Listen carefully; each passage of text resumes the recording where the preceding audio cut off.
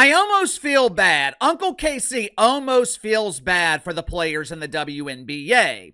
Yesterday was supposed to be a day of celebration. The rainbow flags were flying. The standard and supersized cucumbers were prepared. This was supposed to be a big weekend for pretend basketball. Not only are we in the midst of the annual All-Star festivities, the one time of year where the WNBA works in conjunction with police departments across the country to attack the missing persons report and reunite their unknown players with their long-lost families. This weekend, it was also organized to be the official coming out party for Paige Bueckers. Headline at USA Today: Paige Bueckers confirms relationship with D1 girlfriend Azzi Fudd. This moment is so special. Paige is taking L's both on and off the court. Woohoo! Yes, yes, yes.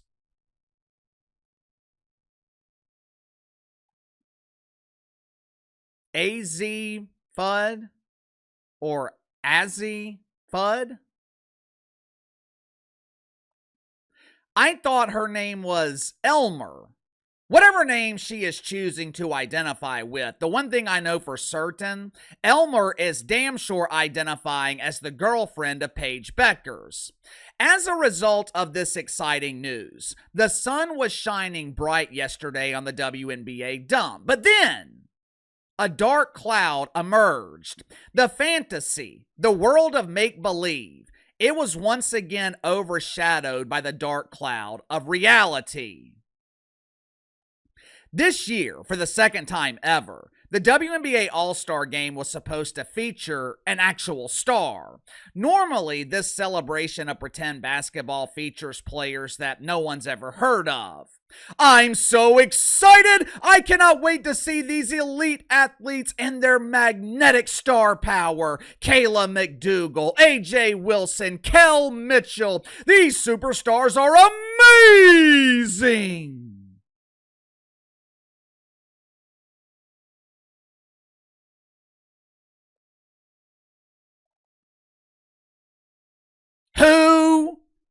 Who, and who? Kel Mitchell? I thought that was the dude from Kenan and Kel, the kids show on Nickelodeon back in the 90s. I didn't know that he grew up and blossomed into a WNBA dump diver. With the All-Star Game in Indianapolis, the WNBA was expecting record-breaking attendance. My inside sources, they are telling me that earlier this week, Kat Engelbert claimed that tickets to the All-Star Game were hot. People were traveling from yards and in some cases meters just to see the elite athleticism from the best the WNBA has to offer.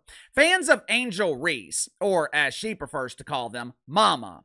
Fans of Angel Reese, they combined their resources and rented a scooter to travel from Chicago to Indianapolis to witness this historical moment in person. Earlier this week, the cheapest tickets for the WNBA All-Star Game, they were selling for $140.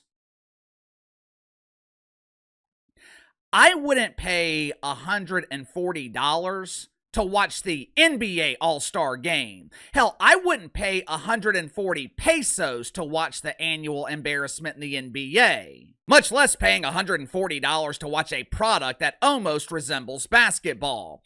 Who in the hell's paying $140 to watch unknown players play basketball? You're essentially paying to play Where's Waldo. Who is paying to do that?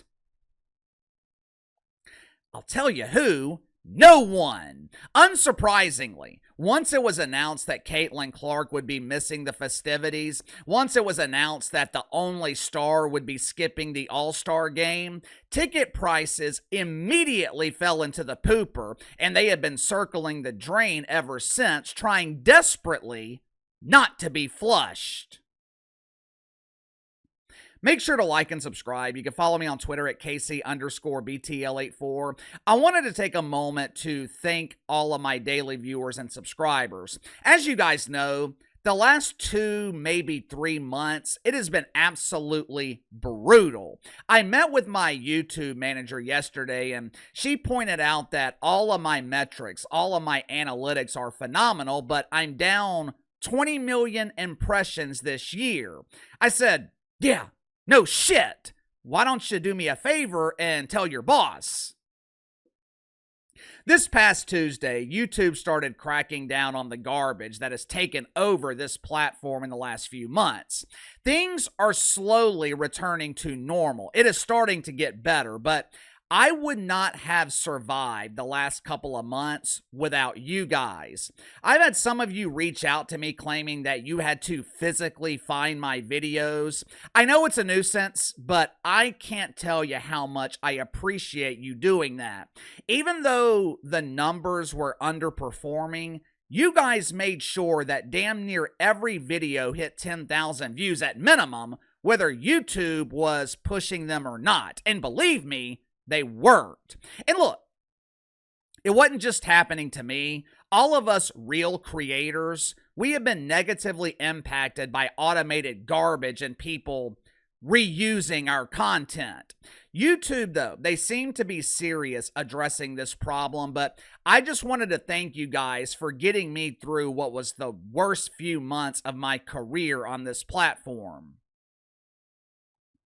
Once it was revealed that Caitlin Clark was missing the All-Star game this weekend, ticket prices declined by 50%. As of this morning, you can witness anonymous players attempting to make layups for less than $70. Last night, one of my sources who prefers to remain anonymous, they were in attendance last night for the lack of skills challenge and the three-point shooting contest. This contest is a bit different than what we're used to seeing in the NBA. In the NBA, you might see Steph Curry hit 20, 25 consecutive threes. In the WNBA, the winner of the contest is usually the player who makes the first shot before time expires. And sometimes they have to add time to the clock to give players extra time to make a shot. Anyway, one of my anonymous sources was in attendance last night where he was blending in perfectly with anonymous players. He sent me some footage from the arena and told me that there were empty seats throughout the building. I expect that we will see the same result tonight for the All-Star game itself. With Caitlin Clark not playing, there's really no reason for most people to go. The media wants us to believe that the WNBA itself is the draw. The media wants us to believe that pretend basketball is bigger than Caitlin Clark, but that's just not the case. The vast majority of people, they are watching to see Caitlin Clark. If she's not playing, they're not watching. This is a serious problem for WNBA players who are using Caitlin Clark as leverage in negotiations for higher salaries, or as the diva of Dump Divas Kat Engelbert is calling it, unreasonable demands. Thursday, the diva of Dump Divas, she met with her players to discuss details for the collective bargaining agreement. Now, this was a closed-door meeting. This was a meeting between the WNBA and the players. But as predicted right here on the channel, I told you guys, WNBA players, they would complain if they didn't get their way. And that is exactly what happened. Headline at Fox News: Angel Reese calls WNBA proposal disrespectful.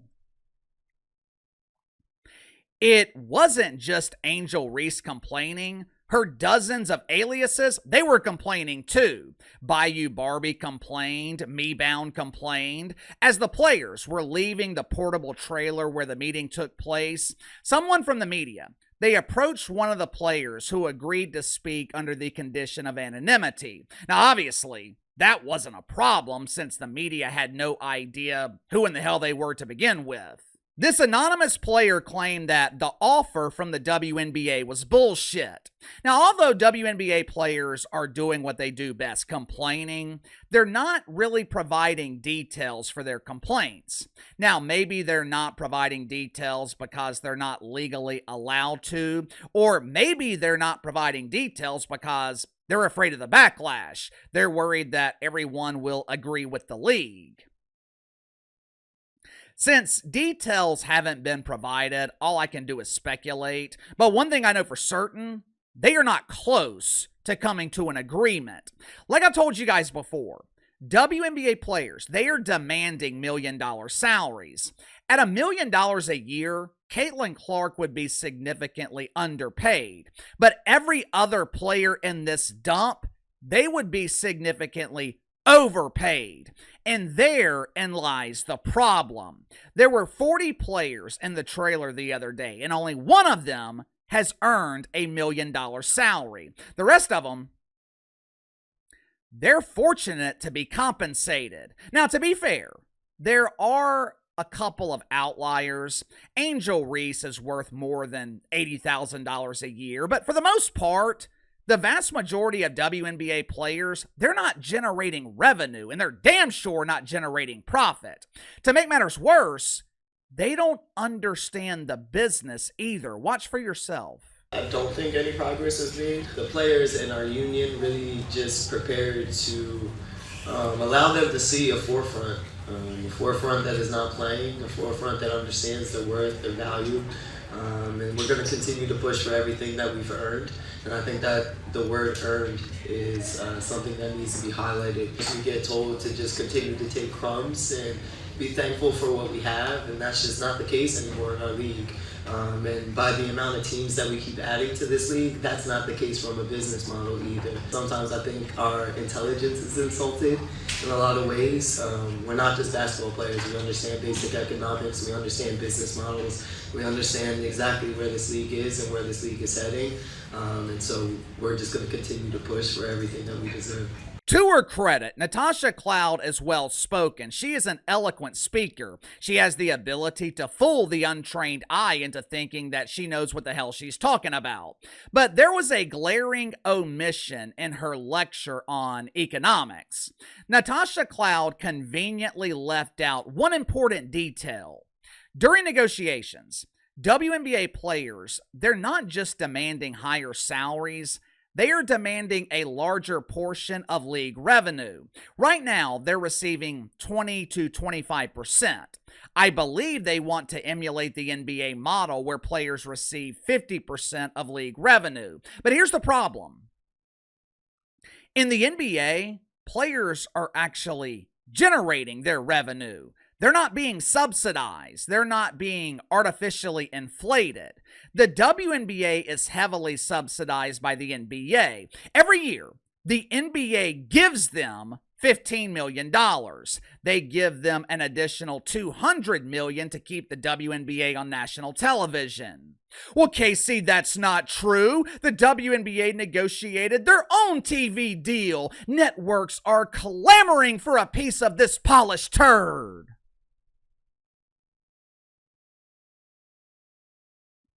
No.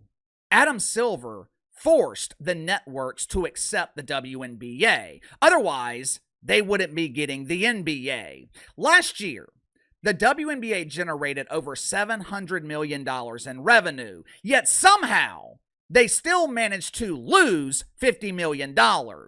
If you remove the subsidies from the NBA, you're looking at over $100 million in losses. Are you starting to understand why the league can't give players half their revenue? There is a compromise, though. They can give the players 50% of the profits, but WNBA players, they would never agree to that because they would be paying to play pretend basketball instead of getting paid. Do not be surprised if next season is canceled, or at minimum, it's going to be postponed. WNBA players, they look at expansion and they see increased attendance and ratings. They think the league is thriving. They think they're the reason for success. You heard Natasha Cloud say it. They think they have earned their $1 million salaries. And they are not backing down because they know they can rely on Unrivaled. For the first time ever, they have actual leverage because there is another league in America willing to pay them. For now. The problem is, Unrivaled is rapidly heading towards bankruptcy. But for now, WNBA players, they have another source of income, which is why they're not backing down. And it's why we are likely to see the 2026 WNBA season canceled. Sound off in the comments below. I'll see you guys later.